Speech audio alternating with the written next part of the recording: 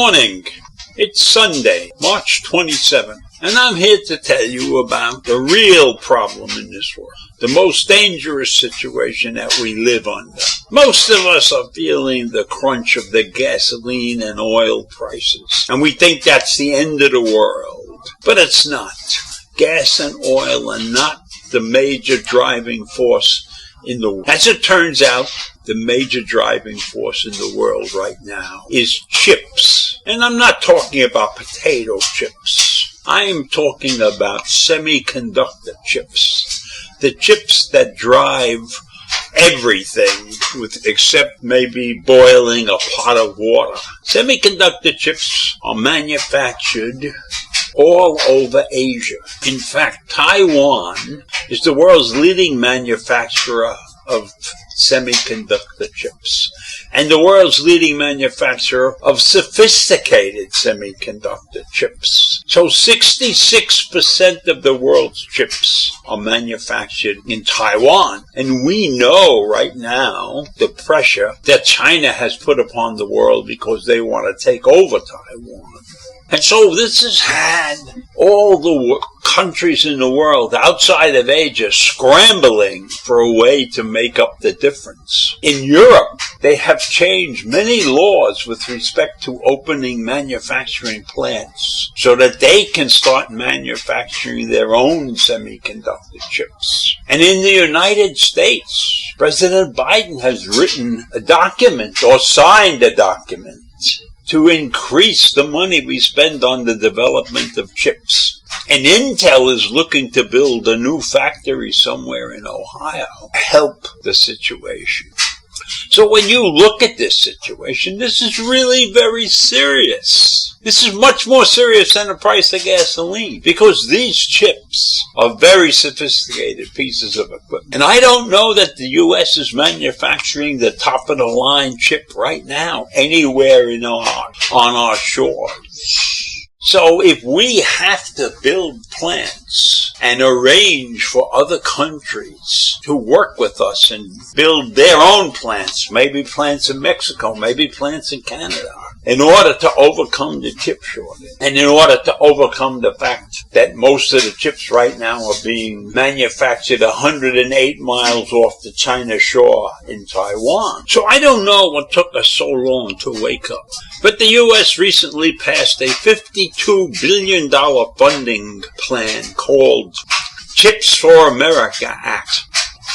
And the European Union is looking to do something like that in Brussels also. In fact, the European Union has such a strange set of laws that certain things are banned in certain places. And they had to overcome a bunch of these laws in order to create the idea of a chip manufacturing site somewhere in Europe. And I find that astounding that when an enterprise is desperately needed, that the laws of a country or a conglomeration of countries can affect the fact that while it's really needed, you can't write the law to get it into production. I think the European Union with their 28 or so members is really a twisted mess right now in a lot of ways. But getting back to the chips, we desperately need chip manufacturing. And it's not going to happen that quickly either. It take years to get the factory set up. And while everybody recognizes the fact, and we recognize this fact only because of the pandemic, because we had to shut down factories that were making mobile phones and automobiles. And the prices of oil went up. But along with the price of oil going up, the price of cars and the price of many other things that are chip dependent went through the roof also. So we are in a desperate situation right now. And there's nothing that we can really do about it except go ahead and spend the money and build and be protective of Taiwan to make sure that they maintain their independence from China. I don't know how we're going to do that. And it's amazing that the world finds itself in this situation. But it's the stupidity. It's the stupidity of the countries like the United States, where the almighty buck dominates everything. And that's why we find ourselves short on many different types of manufacturing.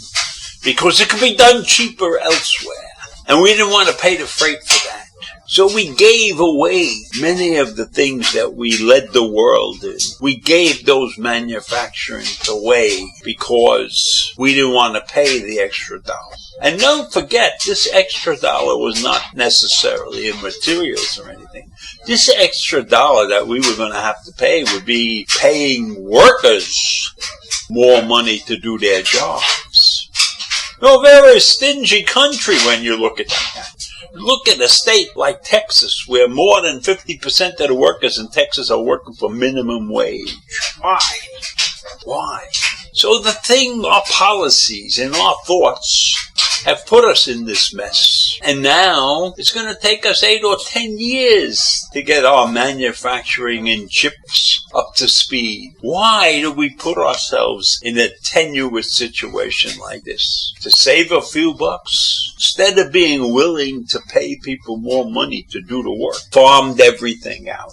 And so I tell you that oil and gas is not the major problem in this country. As it turns out, these little things that are no bigger than my thumb, and maybe not even bigger than one of my teeth, are driving the world. The chip manufacturers have us by the proverbial nuts. And we have to wake up to that fact and do everything we possibly can to get out of this mess. And it's not going to be quick. It's not going to be quick. So even when the pandemic is gone and everything, and we have to get back into this manufacturing mode. And chips are not the only thing that we've given up manufacturing on either. But it's probably the most important thing.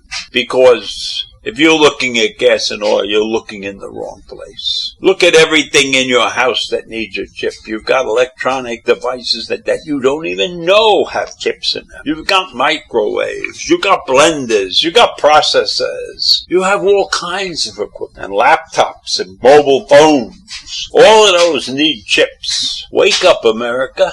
We're going to have a tough time as long as there's a chip shortage. And I will leave you with that this morning. Bye.